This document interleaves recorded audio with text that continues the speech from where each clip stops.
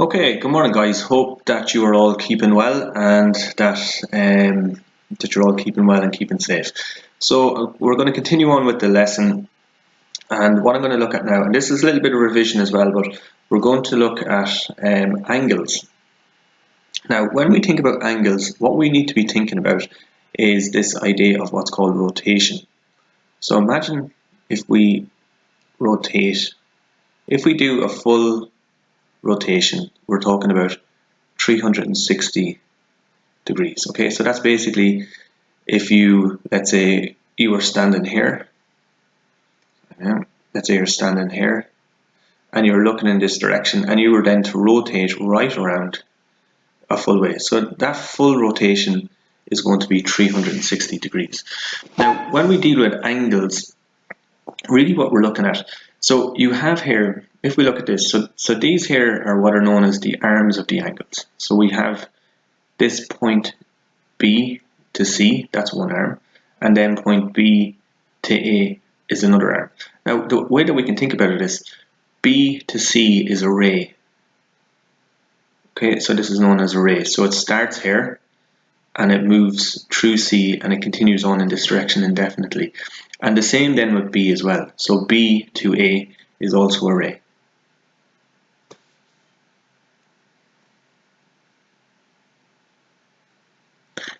B to A is also a ray as well. So if we remember, so if we want to write, so we can write it as as rays, for example. So B to C. So this indicates that the ray starts at B and it moves on through C and it goes on in this way indefinitely. There's no direction, there's no end point. And also as well, you could draw, we have another ray. Okay, try this. So we have another ray. We have B to A. So that's B to A, and it moves on in there indefinitely in this direction. So essentially, where these two rays meet, this part here, so B for example, is what's known as the vertex. So this is this here.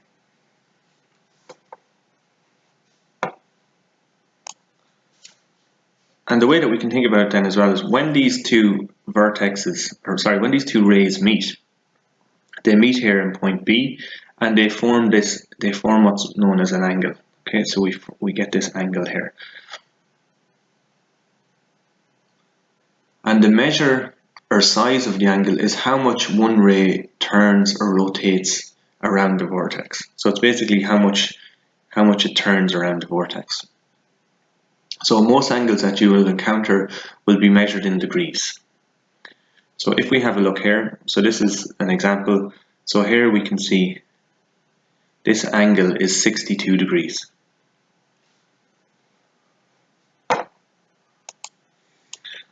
Now, when we look at angles, it's not the length of the arms that matters. Okay, it's not the length of the arms that that create the angle.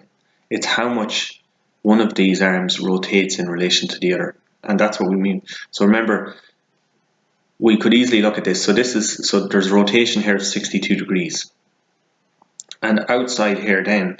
So imagine we had a circle. So the degrees that are left here within this shaded part are going to be 360 minus 62.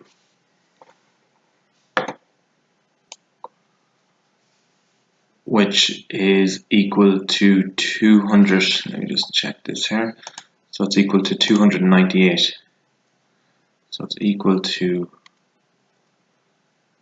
298 degrees. So outside here, like what's left here, is 298 degrees.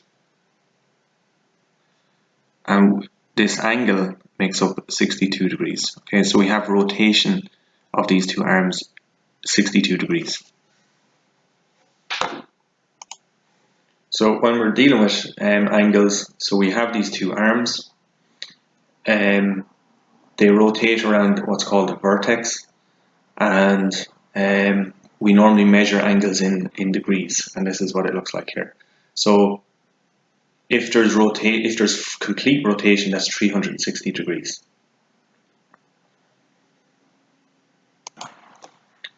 Now the next thing that we want to try and understand is how do we actually start to talk about angles. So let's have a look at these here, okay? So understanding angle notation, or how we actually talk about and how we write down angles so that we can talk about them and speak about them with other mathematicians. So we can use many different ways to label an angle. We normally use 3 points to name an angle. The vertex is always the center letter. So what we want to talk about here then is what's known as angle notation. So it's called angle notation. So how do we talk about angles, or how do we notate angles? So sorry about that now. Okay. So how do we go about doing that? So we can use many different ways to label angles. We normally use 3 points to name an angle. The vertex is always the middle point. So this is what I mentioned. So see here we have 3 points. So we have 1, 2, and 3. Okay.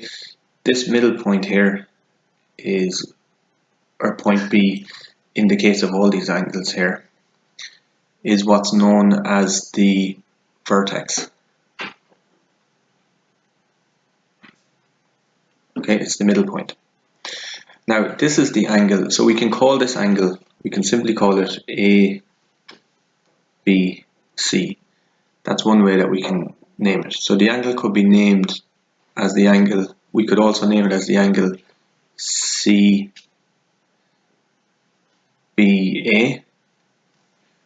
We could name it that way either, that's perfectly fine as well. We could simply call it the angle B.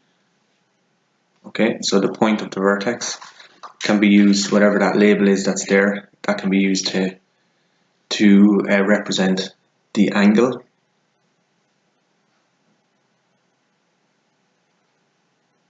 Now see the way it's saying here that this is 1, so we could also call it 1, the angle 1, or we could even, like, see the way this is labeled A. Okay, sorry about that now. See the way this is just A. We could also call it the angle. We could also call it the angle A. So these are just different ways that we can name the angles, or what we call notation or angle notation. So we can, so for example, it can be ABC, it can be CBA. We can just call it the angle B, which is the point that represents the vertex, or we can call it angle 1. And these are just basic ways that we can actually talk about and speak about angles. Now another thing that we want to kind of think about then is how do we identify different types of angles?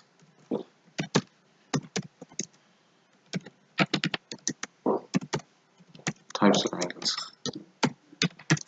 So what we can do is we can put names. There's different names on different types of angles. So let's just have a look at some of these, some of the common ones that we have. So this one here. So these are what are known as angles. So they're known as acute angles. So acute angles measure less than 90 degrees. So the angle is less than 90 degrees. So we can see here, so this, for example, is 80 and this one is 50. So these angles, the rotation on them is less than 90 degrees. So if the angle is less than 90 degrees, it's what's known as an acute angle. Then we have what are called right angles. So we can see if the angle is exactly 90 degrees, it's what's known as an acute angle. So there's rotation between the two arms of 90 degrees. And what you'll also notice with this, you'll generally see this kind of a box here. And that indicates that it's a right angle. So again, these are all examples of right angles. We have what's called an obtuse angle. So obtuse angles are between 90 and 180 degrees. So if your angle is above 90 but below 180 degrees, then it's what's known as an obtuse angle. And here are just some examples of obtuse angles. So we have 125, 158 and 100 degrees.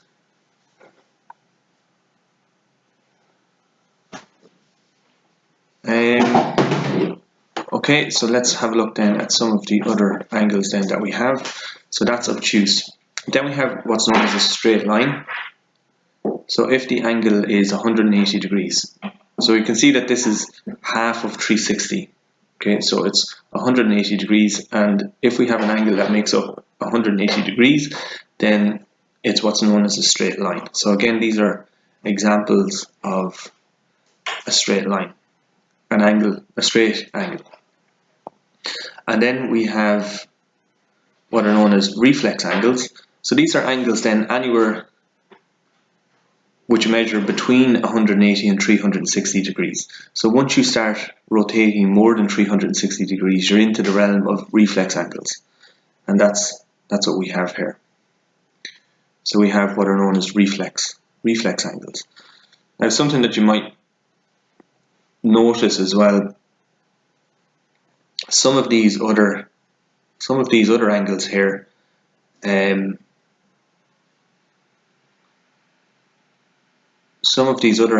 they also form reflex angles as well. Like if we look at if we look between here and here, and between here and here, and between here and here, okay? So these all will be examples of reflex angles as well. So they're just names that you need to become familiar with. So you need to, if I was to say to you what's an acute angle, you know that it's an angle that measures less than 90 degrees. A right angle is 90 degrees. An obtuse angle is an angle that's between 90 and 180. A straight angle is just one that's 180 degrees. And a reflex angle is one that's between 180 and 360 degrees. And there's also then these other two important concepts as well that you need to know in relation to angles.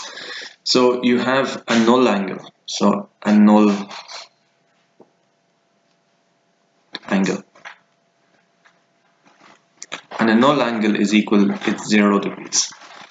So a null angle is any angle where the arms coincide with one another, and a null angle measures 0 degrees. So it's basically, so imagine there's two arms and they're essentially overlaid on top of each other, and they form what's known as a null angle. Then you have, what else do we have? So we have a full angle then. So full angle,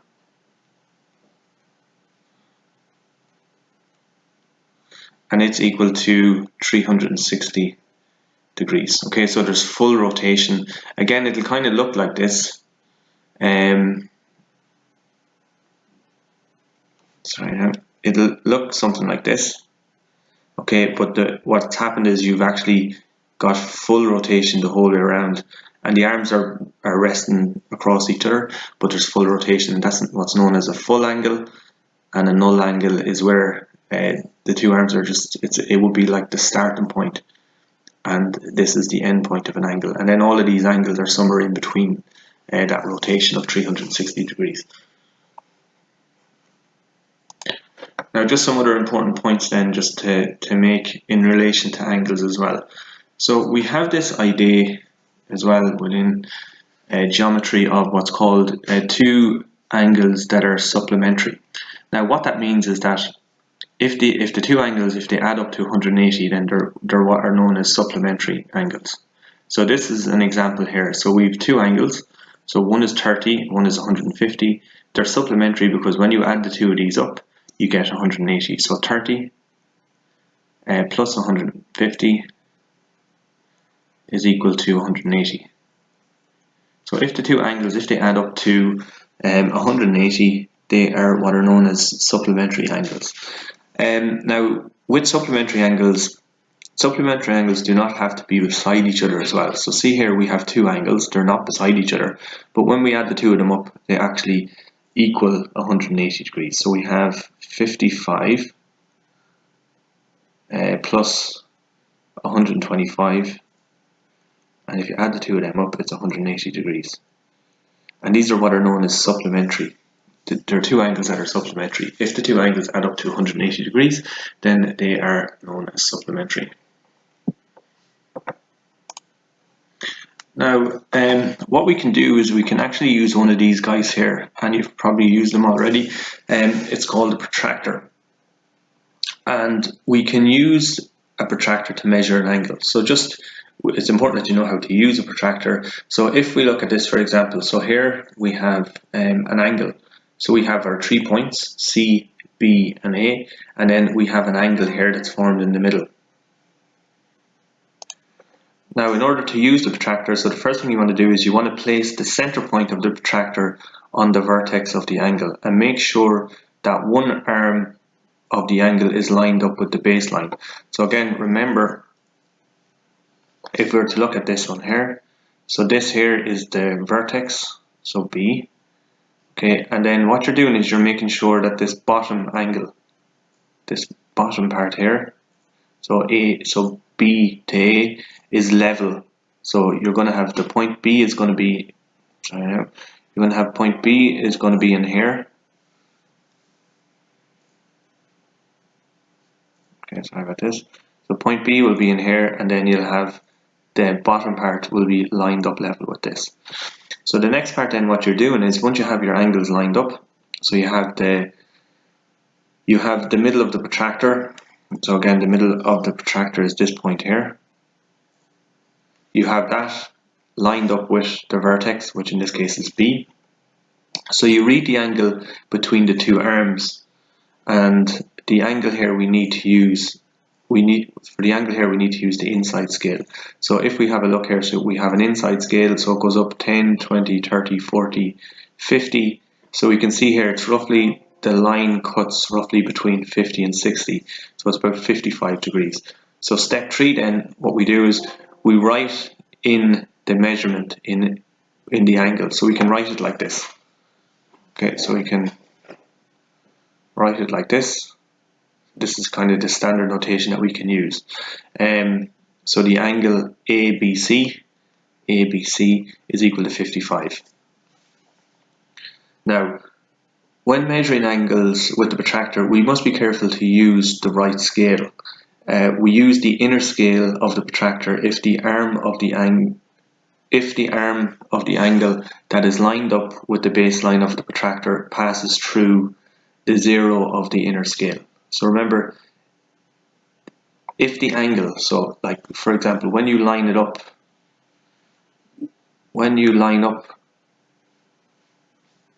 the angle, so see here along the bottom, if the bottom angle passes through the zero, then we use this inside scale. We use the outer scale of the protractor if the arm of the angle that is lined up with the baseline of the protractor passes through the zero of the other scale. So again, whichever way you get the protractor to line up, whatever zero it passes through, if it passes through the inside scale 0, then you use it, the inside scale. If it passes through the outside scale, which it does here in this case, you use the outside scale as well. So that's just very important that you know how to do that and you can use that. Okay, so what I want you to do now, if you can work through these questions, so questions 6, 7, and 8. So the first one, what it's asking you to do is just to draw 2 different examples of the following angles. So acute, right angle, obtuse, straight, reflex, and ordinary. And then the next one is we want you to use a protractor to measure the following angles. In each case, name and identify the type of angle. So use a protractor and as I've just instructed, and draw and tell me what the angles are. And the last one then is use your protractor to draw the following angles. So again, you're going to draw your baseline and then measure off these particular angles using the inside scale, for example. So give those a go. You can just write them out into your copy, take a picture of that and just send it on to me within the chat option. That'd be great. Okay guys, have a great day and keep safe, and we will see you tomorrow.